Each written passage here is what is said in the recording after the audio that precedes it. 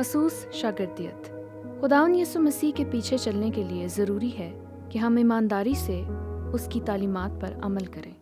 میں زکریا امیر ہوں، میں اسے بیان کرنے کے لیے حاضر ہوں۔ یہ اصول صرف اس واقعے سے نہیں آتا جو متی کے اس پیراگراف میں ہونے جا رہا ہے، یہ در حقیقت چاروں اناجیل میں سے لیا گیا ہے۔ یہ یسوع کے پورے واقعے سے لیا گیا ہے جس نے 12 آدمیوں کو اپنے پیچھے چلنے کے لیے بلایا تھا، اور ہماری توجہ خاص طور پر ان آدمیوں پر ہوگی، خاص طور پر ان میں سے 4 پر، لیکن یہ اکثریت پر بھی لاگو ہوتا ہے۔ تو آئیں دیکھتے ہیں کہ یہ اصول در حقیقت کیسے سامنے آتا ہے۔ اس سے آغاز کرتے ہیں جو ہم متی رسول کی معرفت انجیل میں پڑھتے ہیں، اور سب سے پہلے ہم گلیل میں اس کی خدمت کے متعلق دیکھیں گے۔ متی 4 باب 12 سے 13 آیت تک۔ جب اس نے سنا کہ یوحنا پکڑوا دیا گیا تو گلیل کو روانہ ہوا اور ناصرت کو چھوڑ کر کفرنہوم میں جا بسا، جو جھیل کے کنارے زبولون اور نفتالی کی سرحد پر ہے۔ اب ہوا یہ تھا کہ یروشلم میں پریشانی بڑھ رہی تھی۔ یوحنا نے ہیرودیس کے زناکارانہ رشتے کے متعلق جو کہا تھا، اس کے سبب سے اسے قید خانہ میں ڈال دیا گیا تھا، اور ہیرودیس نے اسے قید میں ڈال دیا۔ بالآخر یوحنا کا اس وجہ سے سر قلم کر دیا۔ یہ ایک عجیب واقعہ ہے، لیکن پریشانی اتنی زیادہ بڑھ گئی تھی کہ یسوع نے یروشلم کا علاقہ چھوڑ دیا۔ دیکھیں، یوحنا یروشلم کے علاقہ میں بپتسمہ دے رہا تھا، دریائے یردن میں، یردن کے پار، لیکن وہ یروشلم سے کافی قریب تھا۔ تو یسوع یروشلم چھوڑ کر گلیل کو جاتا ہے۔ جغرافیائی طور پر یہ سمجھنے میں آپ کی مدد کرنے کے لیے وہ ناصرت واپس چلا جاتا ہے۔ وہ راستے میں رکتا ہے، یہ وہ جگہ ہے جہاں وہ پلا بڑھا، اور پھر وہ کانا چلا جاتا ہے، اور وہ وادی پر جاتا ہے، اور وہ تمام راستے طے کرتا ہے اور کفرنہوم میں رہائش کرتا ہے۔ اور آپ کفرنہوم کا راستہ دیکھتے ہیں دریائے گلیل کے شمالی حصے پر۔ اب یہ بنیادی طور پر کفرنہوم اور اس کے ارد گرد کا علاقہ تھا جہاں یسوع نے خدمت کی، خاص طور پر جھیل کے مغرب کی طرف تقریباً 18 مہینے۔ یہ وہی جگہ ہے جہاں یسوع اپنی خدمت کے لیے ٹھہرا، اور اس نے وہاں سے سفر شروع کیا۔ کبھی کبھار وہ شمال کو جاتا تھا، کبھی کبھار وہ یروشلم کو جاتا تھا، لیکن اس کی بنیادی خدمت وہاں دریائے گلیل کے گرد تھی، 18 مہینوں کے لیے۔ تو اس سے آپ اس کی جغرافیائی صورتحال جان سکتے ہیں جو ہونے والا تھا۔ تو ہم متی 4 باب میں دیکھتے ہیں، اگر آپ تصور کر سکتے ہیں، گلیل کی جھیل، اور یہاں سے یسوع آتے ہیں، کنارے کے قریب چلتے ہوئے آ رہے ہیں۔ ہم 18ویں آیت میں پڑھتے ہیں، اور اس نے گلیل کی جھیل کے کنارے۔ کیا آپ اسے تصور کر سکتے ہیں؟ اب آپ اسے دیکھ سکتے ہیں۔ یاد رکھیں، کفرنہوم بالکل یہاں اوپر ہے۔ اب وہ جھیل کے کنارے چل رہا ہے۔ جھیل کے کنارے پھرتے ہوئے 2 بھائیوں یعنی شمعون کو، جو پطرس کہلاتا ہے، اور اس کے بھائی اندریاس کو جھیل میں جال ڈالتے دیکھا، کیونکہ وہ ماہی گیر تھے، اور ان سے کہا، میرے پیچھے چلے آؤ تو میں تم کو آدمگیر بناؤں گا۔ وہ فوراً جال چھوڑ کر اس کے پیچھے ہو لیے۔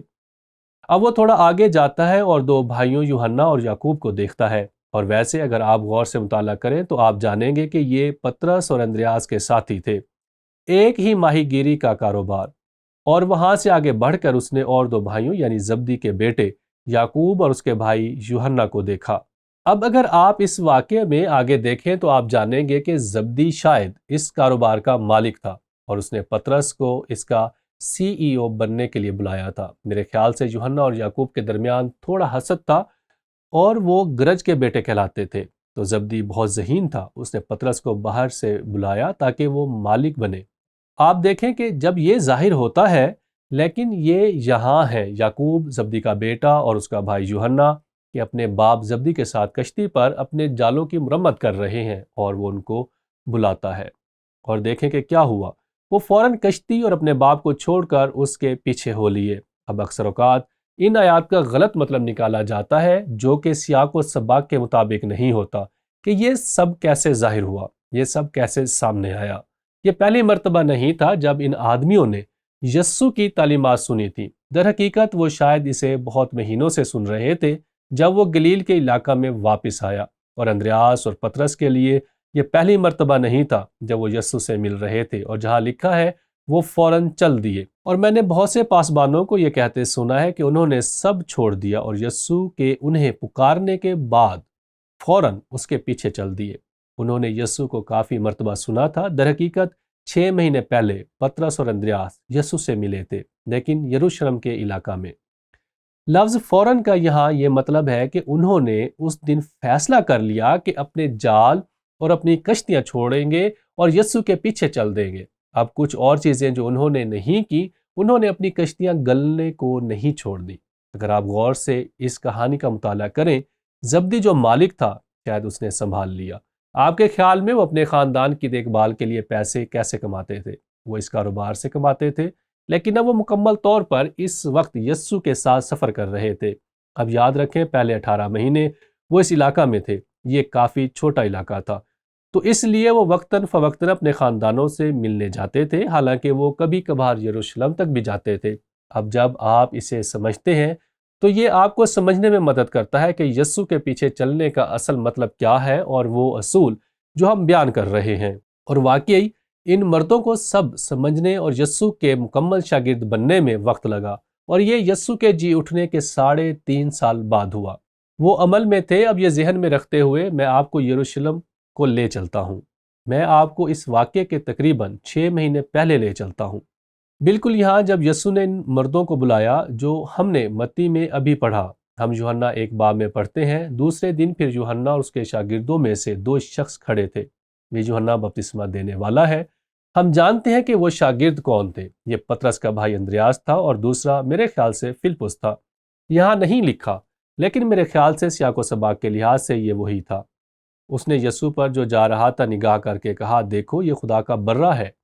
وہ دونوں شاگرد اس کو یہ کہتے سن کر یسوع کے پیچھے ہو لیے۔ آپ دیکھیں اس سے بھی پہلے کہ یسوع نے اندریاس کو گلیل کی جھیل پر بلایا، وہ یسوع سے مل چکا تھا اور یوحنا بپتسمہ دینے والے کا شاگرد تھا اور یسوع سے ملا یوحنا بپتسمہ دینے والے کے ذریعے۔ یہ پہلی مرتبہ نہیں تھا جب اندریاس یسوع سے ملا تھا۔ اب یہ سیاق و سباق بہت زیادہ اہم ہے، دیکھیں کہ کیا ہوا۔ ان دونوں میں سے جو یوحنا کی بات سن کر یسوع کے پیچھے ہو لیے تھے، ایک شمعون پطرس کا بھائی اندریاس تھا۔ جیسے کہ میں نے آپ کو بتایا تھا، ان میں سے ایک اندریاس تھا۔ اس نے پہلے اپنے سگے بھائی شمعون سے مل کر اس سے کہا کہ ہم کو خرسطس یعنی مسیح مل گیا، اور پھر دیکھیں کہ یسوع نے کیا کہا۔ وہ اسے یسوع کے پاس لایا۔ یسوع نے اس پر نگاہ کر کے کہا، تو یوحنا کا بیٹا شمعون ہے، تو کیفا یعنی پطرس کہلائے گا۔ پطرس یسوع سے تقریباً 6 مہینے پہلے ملا تھا، اس سے قبل کہ اس نے اسے جال چھوڑنے کو کہا تھا۔ یہ پہلی مرتبہ نہیں تھا، یہ مرد ایک عمل میں سے گزر رہے تھے۔ اب سوال یہ تھا کہ پطرس یروشلم میں کیا کر رہا تھا؟ میرا نظریہ یہ ہے کہ وہ اپنے بھائی اندریاس کو ڈھونڈ رہا تھا، جس نے ماہی گیری کے کاروبار سے تھوڑی دیر وقفہ لیا تھا تاکہ اس شخص کے پیچھے جا سکے۔ اس شخص یوحنا بپتسمہ دینے والے کے پیچھے جا سکے تاکہ دیکھ سکے کہ اس کا بھائی کس صحبت میں تھا۔ اور جب وہ اسے دیکھنے یروشلم کو پہنچا، اندریاس نے کہا، آؤ پطرس، میں چاہتا ہوں کہ تم یسوع سے ملو، میں چاہتا ہوں کہ تم اس کو جانو، میرے خیال سے مجھے مسیحا مل گیا ہے۔ تو آپ دیکھتے ہیں یہ اس کا واقعہ ہے جو کچھ ہوا جہاں تک متی اور اس کا ان مردوں کے بارے میں بیان ہے۔ یسوع آیا اور انہیں بلایا۔ ویسے فلپس بھی وہاں تھا، وہاں نتنیل بھی تھا، اور یہ سب لوگ گلیل سے تھے، اور ان سب نے یروشلم کا علاقہ چھوڑ دیا، یسوع کے ساتھ گلیل کو واپس چلے گئے، اور پھر یسوع نے ان کے لیے خیمہ لگایا۔ اس کا گھر کفرنہوم میں تھا اور وہاں اس نے اپنی خدمت کا آغاز کیا۔ اور پھر ان دنوں میں سے کسی ایک دن اس کے بعد جب انہوں نے اسے تعلیم دیتے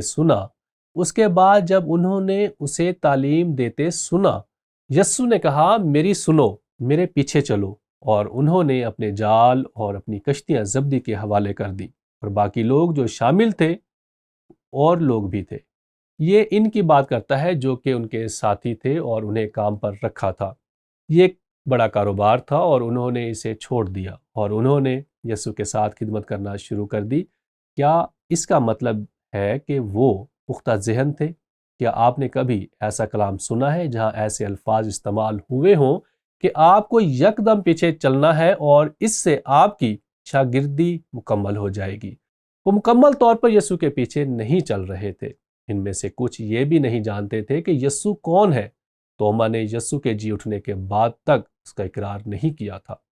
ایک اور 3.5 سال کے لیے، تقریباً 3 سال، یہ مرد ابھی عمل میں تھے۔ اس لیے میں نے آپ کو کہا کہ یہ اصول 4 اناجیل میں سے لیا گیا ہے۔ یہ پورا واقعہ کہ کس طرح یہ لوگ یسوع مسیح کے پیچھے چلنے کے لیے تیار ہوئے، تو میں اصول دہرانا چاہتا ہوں، خدا یسوع مسیح کے پیچھے چلنے کے لیے ضروری ہے کہ ہم ایمانداری سے اس کی تعلیمات پر عمل کریں اور انہیں یسوع کے اس طرح پیچھے چلنے میں جیسا کہ انہیں چلنا چاہیے تھا 3.5 سال لگے، اور یہ در حقیقت اس کے جی اٹھنے کے بعد ہوا جب انہوں نے یسوع کو صلیب پر چھوڑ دیا اور دوبارہ اکٹھے ہوئے۔ یسوع نے انہیں اکٹھا کیا، ان سے ملا، انہیں بتایا کہ جب وہ آسمان پر اٹھایا جائے گا تو وہ ارشاد اعظم پورا کریں گے۔ تو غور و فکر کے لیے سوال یہ ہے، یہ سب ہم پر کیسے لاگو ہوتا ہے؟ گرچہ یسوع کے پیچھے چلنے کی رسولوں کی خاص بلاہٹ تھی اور انہوں نے مرتے دم تک اسے پورا کیا، ان میں سے زیادہ تر واقعی شہید ہوئے۔ ہم آج حقیقی شاگردیت کے اصولوں کو اپنی ذاتی زندگی، خاندان اور گرجا گھروں میں کیسے استعمال کر سکتے ہیں؟ معمول کیا ہے؟ ٹھیک ہے کہ یہ دلچسپ ہے اور مجھے افسیوں کے خط کو اکثر دوبارہ پڑھنا پسند ہے۔ افسیوں کے نام خط اور خاص طور پر 4 باب 1 آیت، یہ سوال جاننے کے لیے جسے میں لائق چال کہتا ہوں۔ پس میں جو خداوند میں قیدی ہوں تم سے التماس کرتا ہوں کہ جس بلاوے سے تم بلائے گئے تھے اس کے لائق چال چلو۔ اگر ہم سب ایماندار ہیں، ہم سب کی پکار ہے، ہم سب یسوع کے پیچھے چلنے کے لیے بلائے گئے ہیں، پہلے اس کی موت اور پھر اپنی زندگی کو اس کی مرضی کے مطابق جینے کے لیے۔ اور یہ کیسے کام کرتا ہے؟ جب ہم اس اصول پر عمل کرتے ہیں، ہم لائق چال چلتے ہیں، اور پولس اس کو مزید بیان کرتا ہے، ہم بھی نئی زندگی میں چلیں۔ وہ یہی لفظ استعمال کرتا ہے، یونانی لفظ پیری پاٹیو، چلنا، چلنا، چلنے کے قابل ہونا۔ تو وہ اسے تیار کرتا ہے اور کہتا ہے، دیکھیں آپ چلنے کے لائق کیسے ہوتے ہیں، آپ نئی زندگی میں چلتے ہیں، اس طرح مت چلیں جیسا کہ آپ پہلے چلتے تھے۔ یہی سیاق و سباق ہے۔ پھر وہ کہتا ہے محبت میں چلو، اگر آپ چلنے کے لائق ہونا چاہتے ہیں تو محبت میں چلیں، یہ ایک عمل ہے، ایسا ہی ہے۔ ہماری ترقی میں تیسری بات پولس کہتا ہے روشنی میں چلیں۔ وہ ایک استعارہ استعمال کر رہا ہے، در حقیقت لفظ چلنا پیری پاٹیو ایک استعاراتی لفظ ہے، چلنا جس کا مطلب ہماری مسیحی زندگی ہے۔ ہم یسوع کے ساتھ کیسے چلتے ہیں؟ چوتھی بات، اس نے کہا حکمت سے چلو، بے وقوف مت بنو، خدا کی مرضی کو سمجھیں، حکمت سے چلیں۔ یہ سب افسیوں 4 سے 6 باب تک ظاہر ہوتا ہے، اور آخرکار وہ کہتا ہے خدا کی قوت میں چلیں۔ آپ یہ خود نہیں کر سکتے، خدا کے سب ہتھیار باندھ لو تاکہ چلنے کے لائق بنو۔ ہمارے پاس ایک خوبصورت نمونہ اور مثال اور تعلیم ہے کہ اس اصول پر واقعی عمل کرنے کا کیا مطلب ہے، جو کہ ان مردوں کی زندگی میں شروع ہوتا ہے جب وہ پہلی مرتبہ یسوع سے یروشلم میں ملے، جیسا کہ پطرس، اندریاس اور فلپس۔ اور اس کے بعد تقریباً 6 مہینے بعد ہم یہ جانتے ہیں کہ اس نے انہیں آدمگیر بننے کے لیے بلایا۔ پھر ایک سفر کا آغاز ہوا اور اگلے 3 سال انہوں نے سیکھا کہ یسوع کے پیچھے چلنے کا اصل مطلب کیا ہے۔ یہ ایک عمل ہے تو یہ ایک اصول ہے۔ خدا یسوع مسیح کے پیچھے چلنے کے لیے ضروری ہے کہ ہم ایمانداری سے اس کی تعلیمات پر عمل کریں۔